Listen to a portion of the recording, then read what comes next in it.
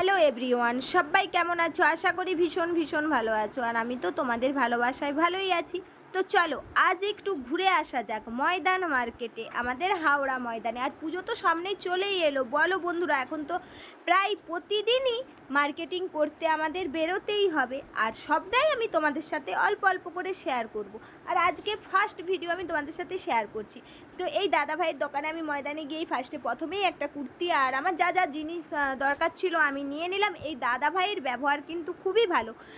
এই দাদা ভাই খুব কম দামে আমাকে কিন্তু জিনিসটা দিয়েছিল, আমার কুর্তিটার আর যা যা আমার জিনিস প্রয়োজন ছিল। তোমরা চাইলে আসতেই পারো, আমি কিন্তু দোকানের নাম সমেত তুলে ধরেছি।